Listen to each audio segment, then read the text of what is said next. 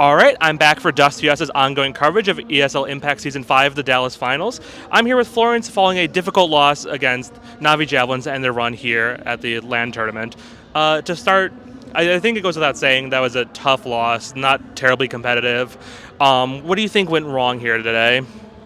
Um, we prepared the game plan maybe a little bit too late because we weren't expecting them to honestly drop down to the lower bracket. So maybe me trying to rush a game plan might have gotten a little bad.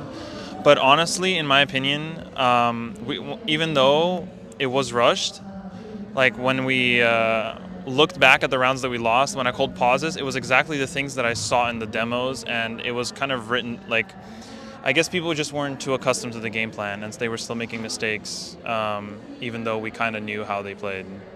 For what it's worth, Shimmer's been a very strong team domestically, but has struggled internationally. Have yet to win a map in their last three land seasons. As the coach, recently installed coach rather, do you view it as a firepower problem or an experience problem?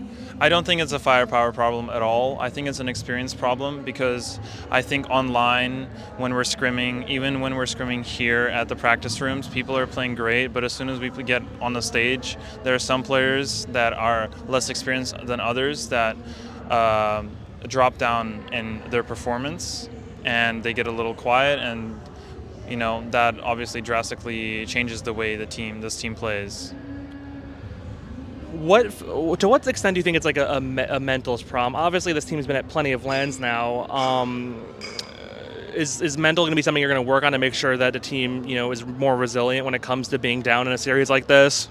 I do try to help them work on their mental because some pauses, for example, were completely used just to have people relax and try and keep their mind on the game and not like shut down, right? I definitely think that mental is a big part of this team, any team, honestly, because if you have a bad mental, you're honestly just it's hard to play with someone like that, if they shut down easily, or even if someone is very toxic, which I'm not saying anyone on this team is toxic. The vibes are good, but people are just getting a little, quiet on LAN. And Mnmzzz, our newly installed IGL, has to call a lot, and sometimes it hinders her because she's talking so much she can't really focus on her game. And I would like her to be able to focus on her game and have other people call, the things that she's calling for the other players. You mentioned Mnmzzz was recently installed as the IGL there. I was under the impression it was someone else. This is a recent change that came, only a couple. Is this a recent change for you guys? Honestly, if I can't think of the timeline. I joined, we played a Cash Cup, and then the Cash Cup after, because we play every Cash Cup. Right before that Cash Cup, I decided to install Mnmzzz as an IGL because I think she has the most experience on this team, and she really sees eye to eye with me, and she understands everything I explain to her, and she's able to bring a lot more experience to the leader side of the team, and she's definitely a born-bred leader. When we had a chance to talk to Empathy earlier in the day, she mentioned the process of bringing you on board. Before you came into the team, Shimmer had tried a number of coaches. I know Parks helped out for a little while. Yellendal was there for a bit. I can't remember the coach from the original lineup, but regardless, she was pretty. Snav, good point. But she was pretty glowing about your presence on the team. Last time we really checked in with you, you were still a player with Detonate. What was the road like from you? Because you took some time off after that to do something. What have you been up to, Florence? I'm in college, and in all honesty, when Counter-Strike 2 came out and I had my season with friends after Detonate, I just didn't really enjoy the game that much, so I decided to focus on graduating, and then I kept getting asked to coach, and some teams also offered me to play, but I didn't really feel like playing, and I thought I would bring a lot to the table experience-wise. Even if I'd never really played at a full international LAN, I still think I have a decent amount of experience to level up a team. If we were to press you, what would you say your main qualities you bring to the team are as a coach? Structure. Definitely structure. I would say throughout the past 2 months or a month and a half, we have gotten a 6 map pool, and it was 7, but then Overpass was removed. But yeah, and I do try to keep their mental up. I definitely think when I was a player, when you interviewed me at Frag, I had a big bad quality like of being a little toxic towards my teammates when things were going wrong. But I think I overcame that. That problem as a coach because I realized that if my team is not in the greatest mood, I need to be there for them so they can like rely on me to try and get their mood up and the vibes and etc.